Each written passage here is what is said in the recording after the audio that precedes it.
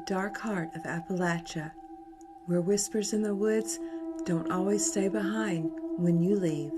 Some say the forest watches, others say it follows, and sometimes something deep within those mountains decides you're the one it wants. Don't forget to subscribe for more chilling mysteries. Now let's take a look. Not only like Bigfoot and Dogman and witches and all of that stuff, but there is a lot of, as what people describe as portals being here. People will be walking in one direction and they end up somewhere completely different. I actually just had an encounter with a guy that had been walking out here, and he was lost. He had no idea where he was. And luckily I have a GPS system now that my buddy Willis sent me, and I was able to get him back on the trail that he was trying to get on. He initially was supposed to be, he thought he was supposed to be at this place called Ozone Falls, and he ended up way here. I don't know how, but it is what it is. I mean, dude, I don't even know how to explain it.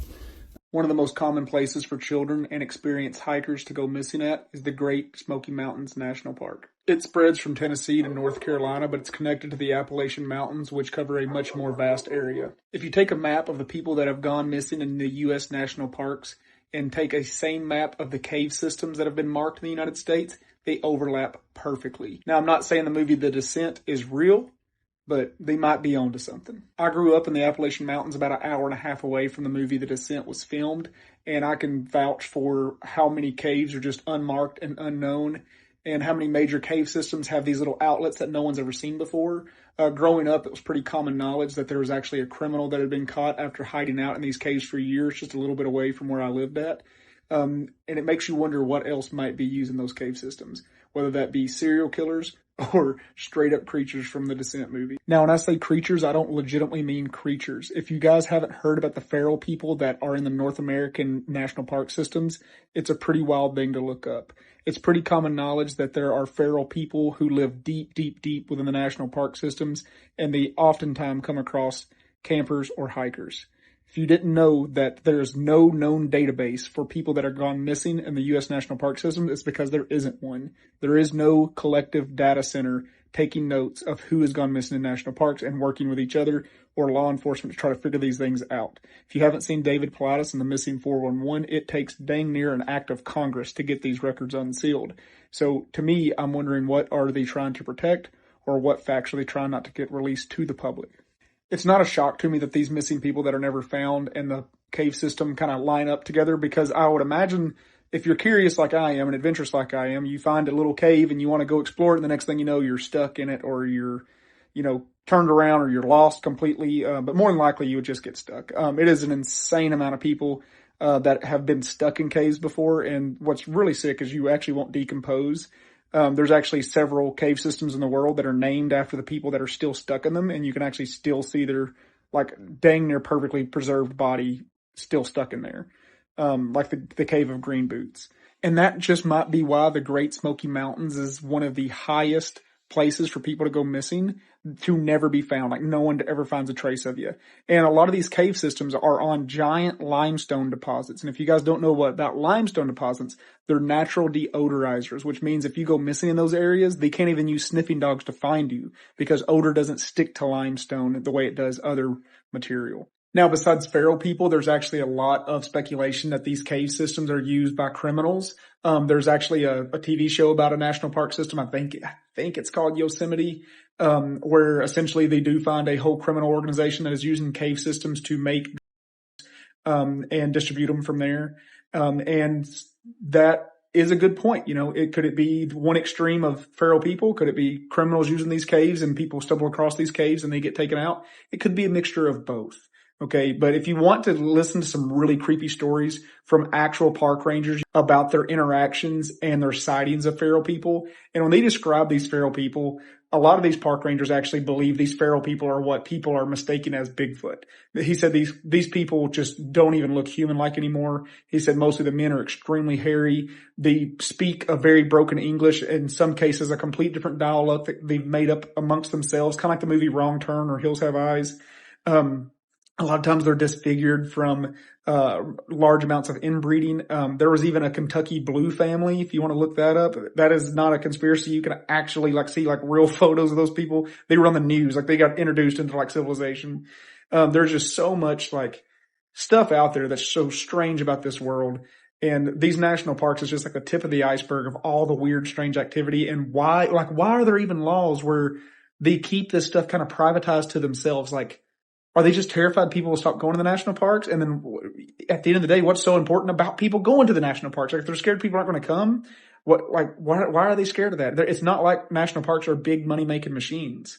So I don't know. But everybody has been basically in their studio talking about this, and it's really hard for people to understand the gravity of this situation without being here.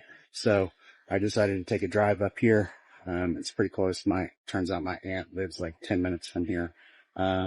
So this is the location where Michael Heron disappeared.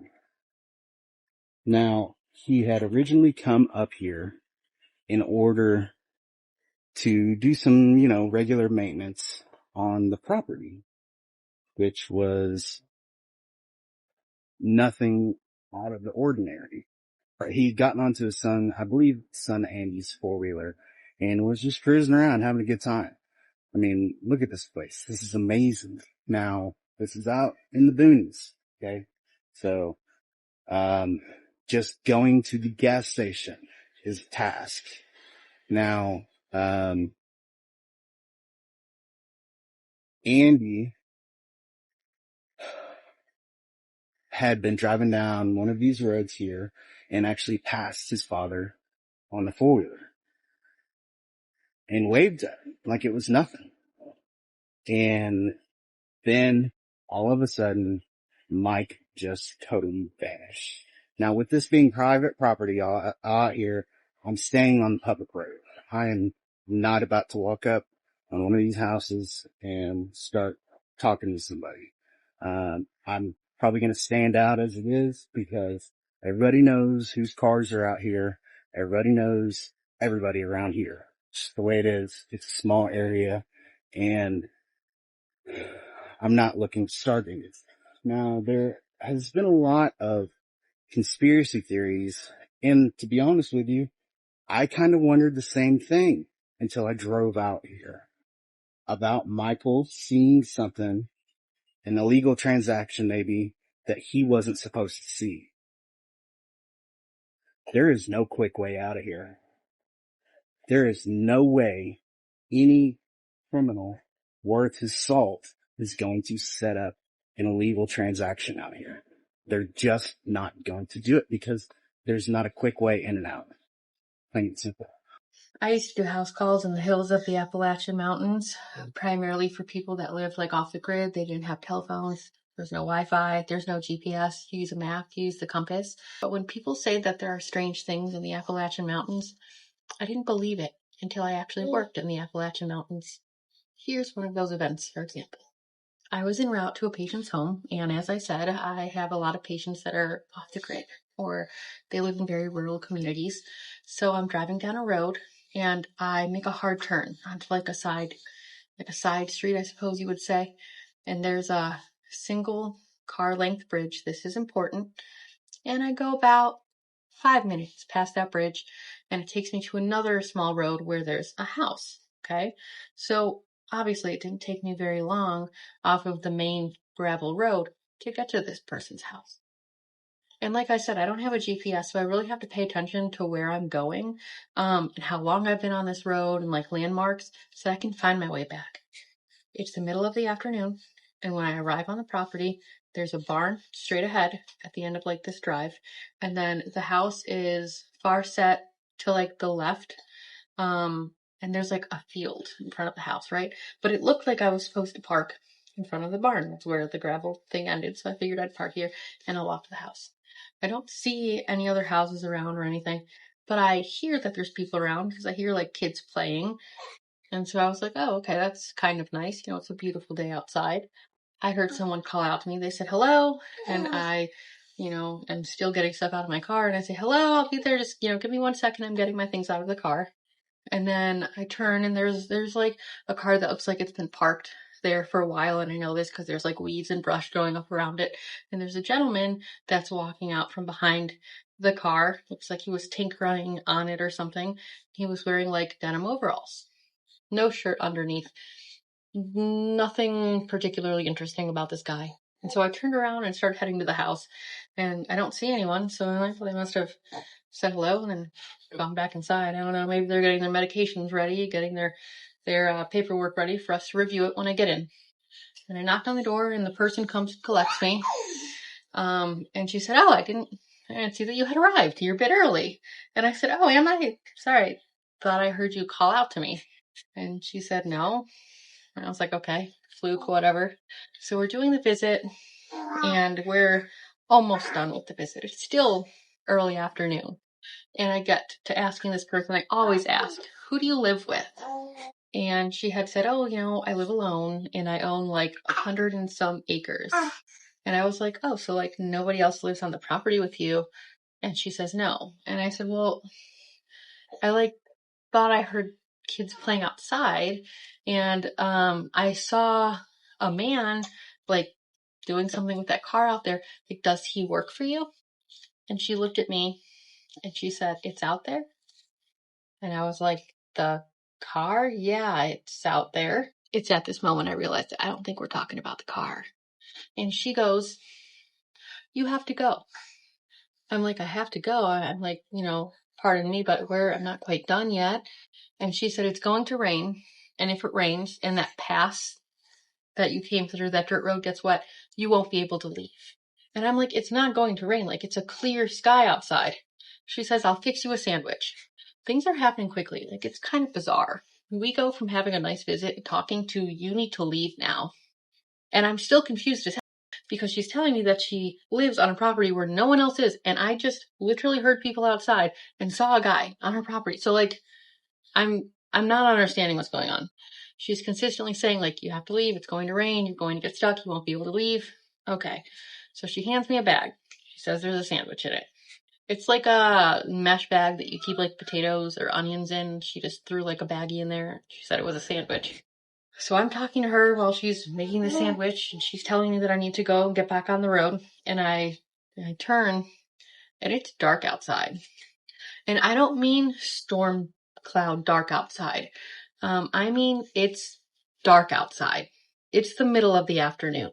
And she hastily, walks me to the door from which I have come, opens the door, says goodbye, practically pushes me out and closes the door. Now I'm standing in the middle of the afternoon. That was a sunny afternoon on this person's porch in the pitch black with a sandwich. I still don't quite understand the sandwich. What do you want me to do? You want me to bargain with Paranormal Patrick out here for my life?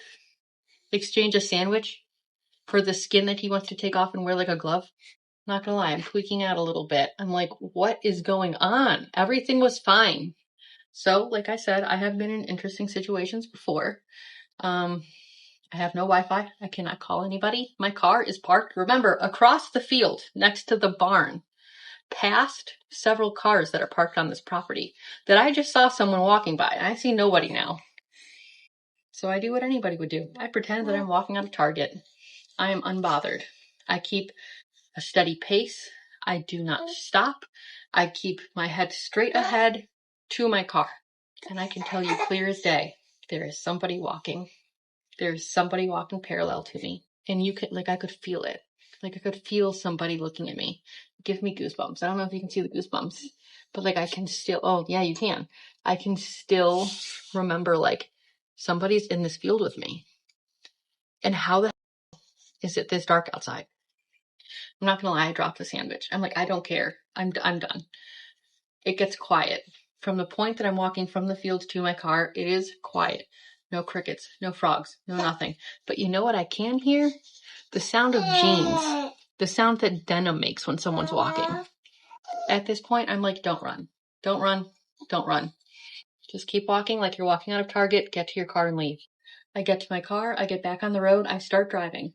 And I'm waiting to see this bridge that I came in on. Because remember, I told you I make note of landmarks. I know how long I've driven on this road because I need to get back to the main road, which means I need to remember how I've come. I'm driving on this road in the dark for like 20 minutes. And there is no main road in sight. And this is the only road that enters this property. Like, that, I couldn't have made a wrong turn. I'm driving down the road. Eventually, I get to like this, I wouldn't say brick. It's like this stone underpass bridge thing. I drive under it. It's maybe a little tunnel. I drive under it. It's pitch black on the inside. I get to the other side. It's daytime. And I'm sitting in my car like shaking, trying to make sense of this. Like, how is this possible? Like, weather? No, weather does not explain it. She's like, it's going to rain. There was no rain, okay? That wasn't clouds. That was night, okay? That was night. That was pitch black, middle of the day. I've encountered some strange things on this job, but I can tell you that really felt like being hunted. That was an interesting feeling. And to this day, I still don't understand the sandwich. I don't understand why she was so insistent on making me leave with this sandwich. But it didn't come with me. I dropped it on the way to the car. I was like, absolutely not. This is just too weird. This whole thing is so weird. Now, like I said, I worked this area for quite some time. I kind of knew my way around. I kind of knew what roads were shooting off the main gravel road. I could find my way to different side streets, if you will. And this was the first time I had seen this patient. It's the first time I had been off this road with the bridge. And I actually went back that way to drive past it to see another patient again. And I could not, for the life of me, find this road. Like, it's like it wasn't there. There was like a rock formation, like a part of the mountain that you would drive, you would turn around, and then it would give way to this little road that I got on. And I passed over this bridge and made it to this woman's property. And I never saw that road again. I know you probably think I'm absolutely crazy, but I never saw that road again. The Appalachian Mountains are not for the weak, y'all. I mean, I can't explain it. I know it's kind of an odd story. It's kind of anticlimactic. Nothing happened. But, like, I can't explain it. Today, we're going to talk about a story that starts like hundreds of others, but ends like no other. It's the story of a man who went into the forest and never came back. Trit. But what if I told you that he was found 9 years later? He wasn't found in a ravine or a cave. His remains were neatly arranged in the branches of a tree, stories high. And that's the most normal part of this story. What was found nearby left experienced investigators speechless, and the official report became a collection of half-truths. This is the story of Logan Mills, and it will make you look differently at dense forests and what may be hiding in their shadows. This story begins in September 2015. 30-year-old Logan Mills, a resident of Charlotte, North Carolina, was what you might call an experienced hiker. He wasn't an extreme sports enthusiast or a mountain climber. He was a blogger who loved the wilderness. His blog, Quiet Trails, wasn't particularly popular, but it had a loyal following. Logan wrote about trails, gear, and how to spend a night in the woods, and feel like you were part of it. He was methodical, meticulous, and always prepared thoroughly for his trips. That's why what happened seemed so strange from the very beginning. On September 6, 2015, Logan set out on a solo hike in the Great Smoky Mountains National Park. This is a vast area on the border of Tennessee and North Carolina. This place is wild, beautiful, and as experience shows, dangerous. His destination was the Clingman's Dome area, the highest point in the park. The plan was simple. Drive to the parking lot, hike a few miles along the Appalachian Trail, then turn off onto a less traveled route to find a secluded place to spend the night. He promised his sister Anna he would send her a message. The next morning, September 3rd, the message never came. This guy named Tim, and he lived in North Carolina, worked at this Walmart that was situated in the Appalachian Mountains. Now, Tim worked third shift, and he said at this Walmart specifically, a lot of strange things would happen at night. They would hear footsteps like running by them. They'd turn around, no one would be there. Sometimes their pallets of boxes would fall over by themselves. They would hear people talking with like a staticky voice over the intercom. But Tim says he remembers specifically there was this woman that he worked with. And she was this good employee who showed up on time and worked really hard. But he said one night she was stocking the shelves and something scared her. She came running into the break room, freaking out. And she claimed that when she was stocking the shelves, she sees a man at the end of the aisle. She said this man was wearing a black hat and some kind of like black cape, and he was just staring at her. And she said he then proceeded to run towards her, and she took off running all the way to the break room. So the manager tells everyone to stop what they're doing and search the store for this man in a hat and a cape. They look through the entire store. They do not find him. Now, at this time, the security cameras were not turned on. So the manager says, you know what, I'm going to keep the security cameras on to keep an eye on this employee and make sure this doesn't happen again. About a week later, she has the same like encounter, and she's totally freaked out. So the manager then goes to the security cameras, and when he looks at it, he sees this employee in the aisle, and it's like she notices someone's there, and she takes off running. But he can't see this other guy. So at the time, like the manager thought, you know, she's probably like on something or losing her mind.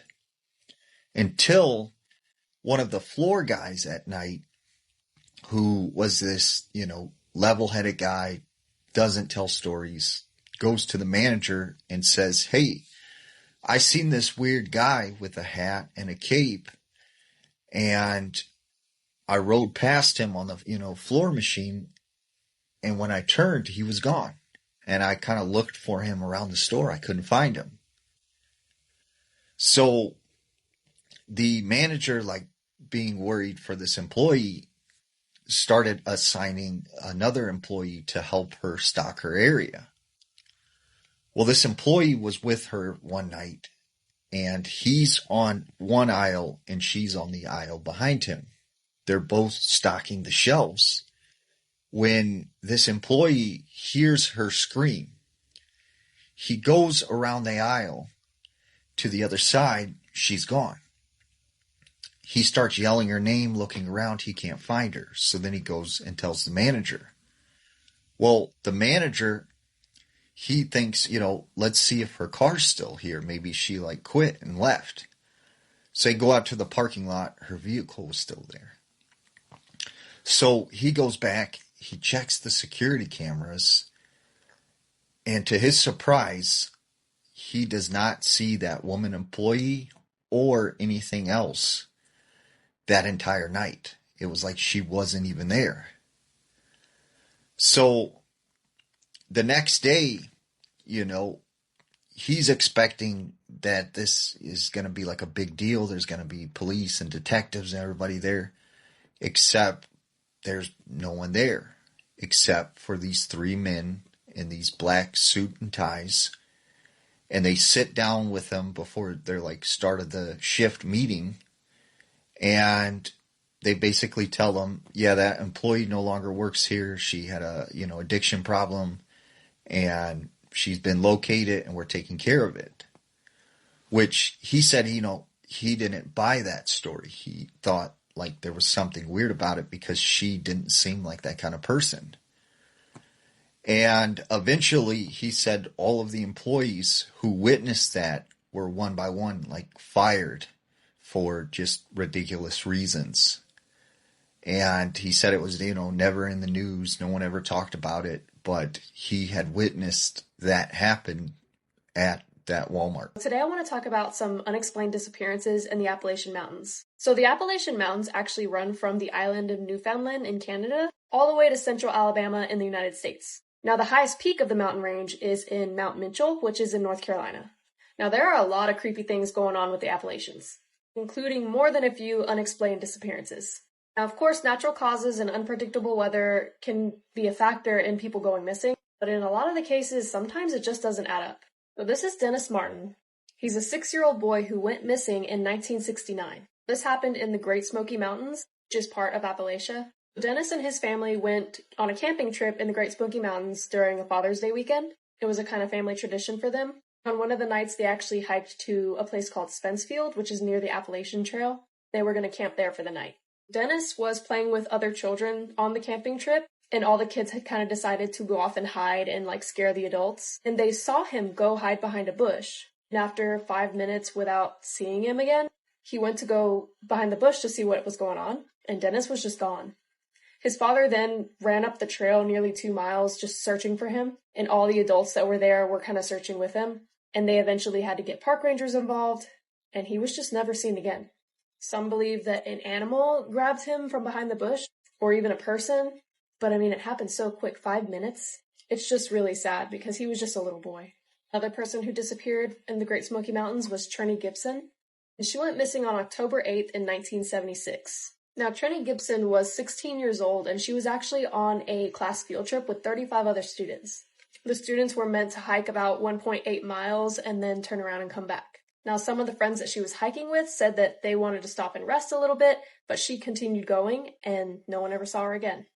Now, everybody started to search for her, and they could not find her, and then it was foggy and rainy that day, which didn't make matters any easier. They ended up having tracking dogs and about 150 people searching, and the tracking dogs actually caught her scent at an intersection, and it kind of led to an overlook view, and there were said to be a lot of people there at the time, but none of them saw her. Trini has not been found to this day. So those were just 2 of the many unexplained disappearances in this area. There are so many that have gone missing without a trace. I found this map. I thought it was kind of interesting. The top shows the places where people have gone missing and never been found. And the bottom shows America's largest cave systems. They're eerily similar. So I don't know. It just makes you wonder, did they fall, get lost somewhere, fall into a cave? Just never know. So if you're ever going hiking around these areas, please be careful. Try to always have someone go with you. When you're hiking in Appalachia, the second worst thing you can do is not know when you've shown up uninvited. And the worst thing you can do is turn down their invitation and leave. And if you don't know who they are, then this video probably isn't for you. Always stay on the deer trails. The snow's covered them a little bit, but the deer know where they're invited and they're not. And if you just follow them when you're invited, they'll bring you somewhere neat. Might have something left there for you. Looks like remains of a building. Just keep on the deer trail and you'll be good. Or walls here. You just kind of go with the flow and don't stray off the path too much. It's okay to poke around and explore because they're not going to show you anything you don't want to see or they don't want you to see. The deer don't walk between these 2 mounds, you can tell. So we're going to go this way. You can see here there's a block in the path and the deer don't cross it. You're okay to cross anything that the deer do cross. Just don't cross anything the deer don't. Kind of hard to tell. This is a perfectly square pit in the ground. I'm not going to poke around in there. This is some kind of platform. This whole thing is a foundation of a building of some sort. Make sure every time you stop and look at something, you take a second to be silent and listen very quietly, or else you might miss the next instructions. The structures seem to be getting bigger as I go along. Weird kind of design there. Kind of see it. Oh yeah, here we go. Stacked concrete cylinders and just toppled all over the ground. Kind of hard to see them. A few over there, another in the distance. Yeah, it's getting bigger and bigger. Not sure what they're going to lead me to, but there's a lot to just sitting quietly and waiting. Because when you leave too quick, you miss things like this, but also might be a little bit offended by your abrupt departure. Some more over there. Yes, sir. Getting bigger and bigger structures. That is hitting the ground. You really want to watch out for these pits. That's another reason the deer will guide you. Just watch where the deer walk. They know where to go. And they won't let you get hurt if you just listen carefully and be quiet and follow. Wow. This is significant. Look at it. This is an entire, like, concreted in pit. It's massive. Holy crap. Yeah, it just keeps going. Like, I've never found anything this big before. Another smaller pit, and like I said, be careful. These things just have like little cave-ins, but you don't want to end up in wherever that goes. I think at this point it would be very uncouth to try to reject their continued invitation. I think they're leading me out so quickly and not on the trails for a reason. Because whatever that noise was unsettling. I think I see something up here. Another pit. Watch out for stuff like that. Just holes. Like, just don't. Be careful. I don't feel like I'm supposed to be here, but they're rushing me this way for a reason, I think. Like, these structures are getting weird. Like repeating patterns like this. I'm not going to stick around to figure out what that is. Right as I walked up to this, the wind just blew snow all over me. So I don't think that is from, holy, I did not see this behind me, like unironically. I have never seen anything like this in my life. I don't think I'm supposed to be here. I actually didn't see this behind me. More of those repeating stone structures. Yeah, this is the kind of to look out for. See that? Gotta look carefully. Pack, man. We're not supposed to be here. Yeah. It's just been this for a while. I think this is the fastest way out, is what they're implying. Alright. See, deer don't want this, man. Parallel concrete slabs. Just like that, we're out. I didn't get that last part very well because I felt rushed. If this is the kind of place I'm supposed to come back to, maybe not. Don't forget to subscribe and like for more content. And as always, stay safe, stay aware, and question everything.